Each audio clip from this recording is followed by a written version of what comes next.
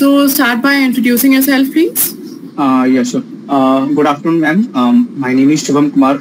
Currently pursuing my BCom honors degree from Shahid Bhagat Singh College, University of Delhi, with an aggregate CGPA of 8.64. I've also done my internship at KRG Consultancy Group as an equity analyst. They have been provided the opportunity to do the market survey on various fintech companies. I'm also the part of my college creative writing society, Meraki. In my first year, I've also been the part of a national service scheme. Apart from studies, I have keen interest in reading, writing short stories and poems. I've also love to play cricket and have keen interest in watching footballs. That's all. So you write and read short stories?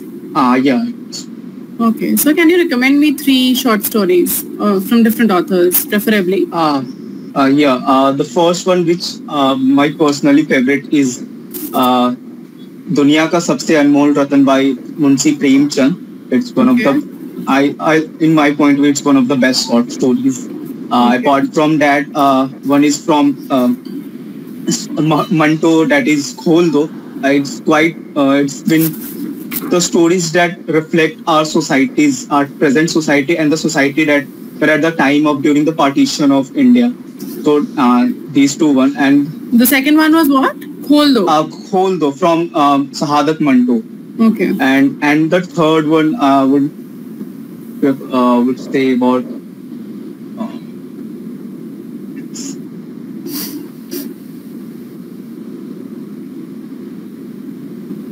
I'm not recalling the name of.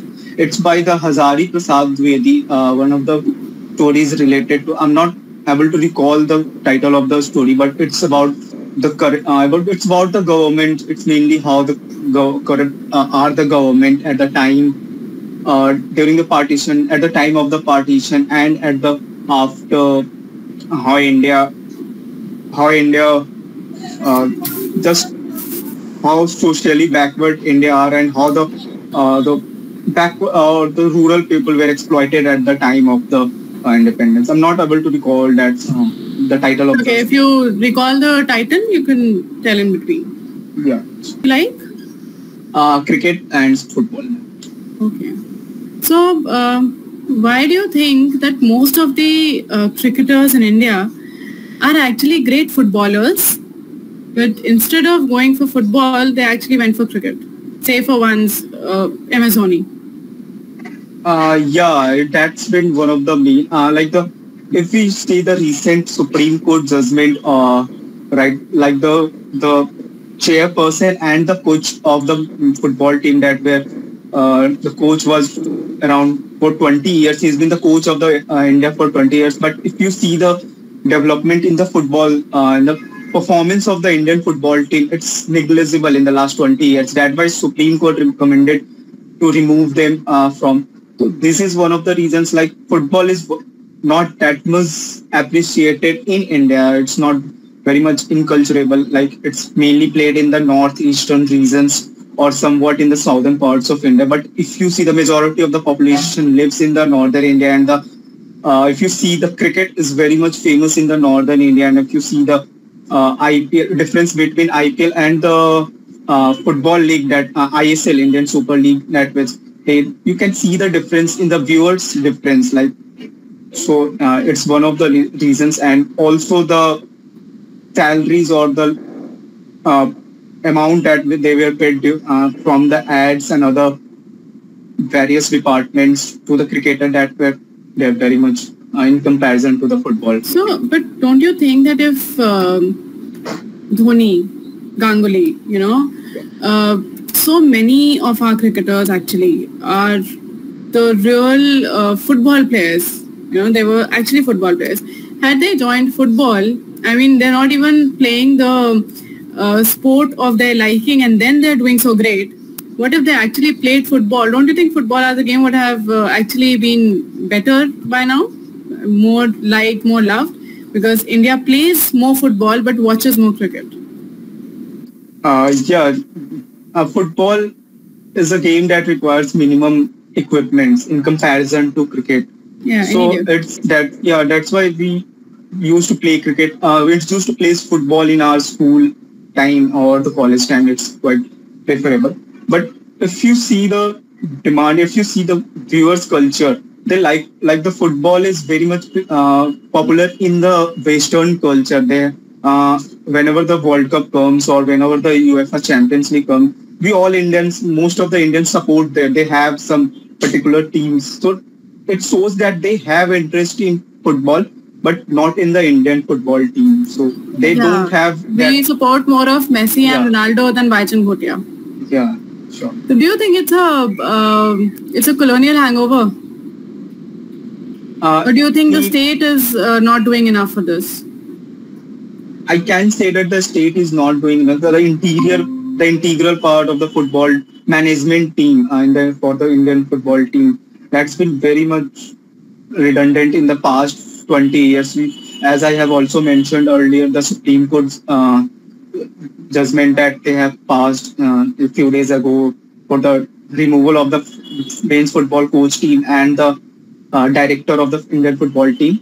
So they were not very much involved in the Indian football team. They were looking for the personal benefits, and that's why if we see the football culture, if Indian football culture, they were not able to even qualify for the Asia Cup. World Cup is far away, but even we are not able to qualify for the Asia Cup. That's really embarrassing for the Indian football team. Okay, so what's the national sport of India? Hockey. Are you sure? Yes. Okay, it's actually not. It's the hockey, the national sport. Do one thing after the interview is done, actually Google the national sport of India. It's not hockey. So, and what about the national language of India? There is no such particular national language of India. We have the official language, but we don't have the national language. Ma'am, you are not.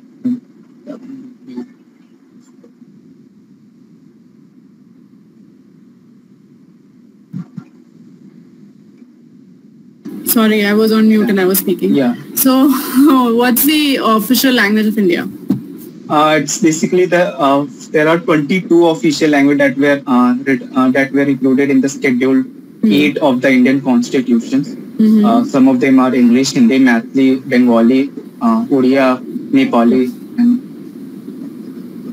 there are 22 languages. Okay. What do you think, according to you, should Hindi be made the national language and while others remain the official language?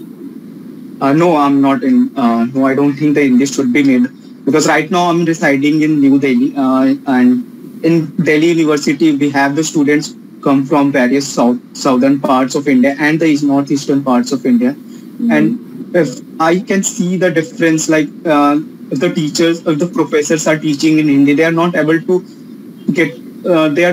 recall all those things. Like they are not familiar with the Hindi languages. Their mother tongue is whatever their mother tongue is. So I think Hindi should not be made the official national language, because it's only the 40% of the population that speaks Hindi, and if you are ignoring the majority of the part of the population, then that's not.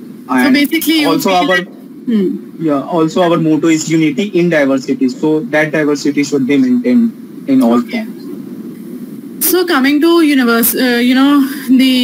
that there should not be a universal language that should be made in India, or unity in diversity, as you said. Do you think that UCC has a place in India? Uniform City Code? UCC has a place in India, but not right now. It should take up more discussions in the parliament, as well as it should be made to the general public to decide what they wanted. Do they really wanted the UCC to become to the part of in India, or are they happy? But it's been 75 years. Don't you think we should be done with that already? But still, ma'am, we have, as I earlier mentioned, unity in diversity. We have various religions, and all they have different practices and they have different laws. If you see the Muslim laws, Hindu laws, and the Christian, they have various there are many differences between them. So if the UCC is made the part of India, if UCC were to be included in Indian Constitution, that would be made a big chaos in the. Do you think it will only be a problem, with inter-religion wise, like for the culture of Hindus, Muslims, Christians, Parsis, or do you think there will be a problem within the religions as well? Because even within the religion, there are many different practices. So, for example, a Hindu of Bengal will have a very, very different wedding than a Hindu from Bihar, and simultaneously a Hindu from Maharashtra. So do you think that's a problem as well? It's a cultural issue, or do you think it's a religious issue? No, I don't think that there is any cultural issue. I think every religion have some defaults in their personal laws. I think even the Hindu laws, if we read the Hindu laws, they have some defaults in their laws. We have seen the example of triple talaq in the Muslim laws that were prevalent right from from many years ago, many years. But it's recently been abolished in the 2016 or 2017 the few No, years my back. question is very different. What I'm saying is that a Hindu in Bengal, a Muslim in Bengal, and a Christian in Bengal, right? They will have more similarities in their weddings, let's say, than a Hindu from Bengal and a Hindu from Maharashtra, or a Muslim from Bengal and a Muslim from Maharashtra. Are you getting? Yeah. I'm saying that do you think it's a cultural issue also if we come up with UCC? It will make. Or you think it's just religious? No, it's if the UCC come, it will make the cultural issues, like they were practicing those weddings right from the birth, right? And they got their fathers, their grandfathers, they have all practices, those wedding practices. So it should be made what has been prevalent in India in comparison to the religious. So you don't support UCC in general? No, I support UCC, but not the full part of the UCC. I just said it should take some time, it should take some decision, and should be made to the general public to decide what they want to.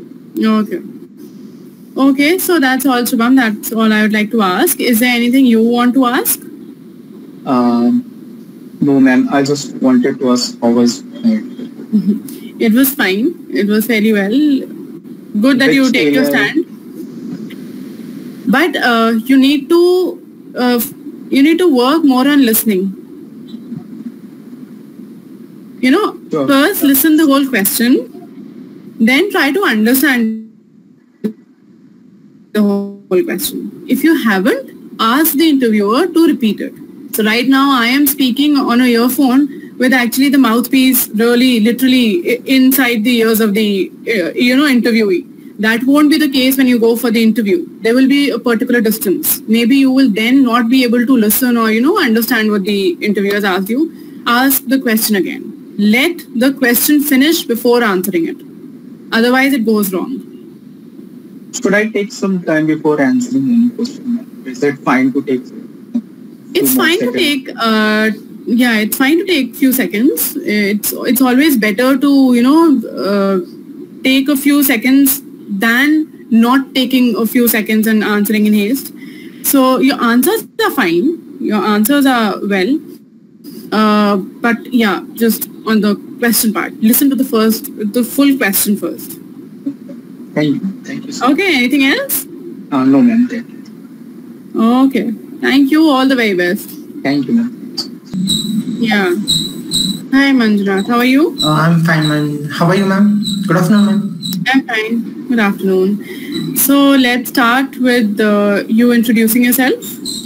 Ma'am, I'm Manjunath Nadir. I'm from Masankatti village that's in Haveri, Karnataka state. And I am currently pursuing my post-graduation in English literature. I've completed my undergraduate in BA from GH College Haveri, and I have worked in Gallagher Service Center that's in Bangalore for 7 months as in process associate, ma'am. Okay. Nice. So now that you've introduced and you've told that you are from Karnataka, Yes, ma'am. and pursuing, your honors in literature. So do you think that what do you think about the recent issue of a national language in India? Ma'am, I think everyone is overreacting about the languages. They should understand that every other language has the same respect and same importance to everyone. As I'm from Karnataka, it means a lot to me. It's a mother tongue to me. So I respect a lot. So as someone is from other states, they love their language too. So when it comes to their language and they think that someone is defaming their language, they try to defend it. So that's what happening in Karnataka and all of the India, ma'am. So, okay, let's say you are a student of English yourself. Yes, ma'am. Do you think that if we make English the national language, let's forget about Hindi being the national language. If we make English the national language, then what do you think? Would that be better? Because most of the people from down south or from east and west and north, not in northern India, but they actually north, know more of English than of Hindi, and the Hindi belt people know more of English than of the regional languages. So what then? Would it be better? No, ma'am, I don't think it's better because only few privileged people know English, not everyone. It's only only 5 or maybe 10%. That's almost 10%. That's a high number. So if we do it, then once it becomes national language, it will become the official language. Then the official language will be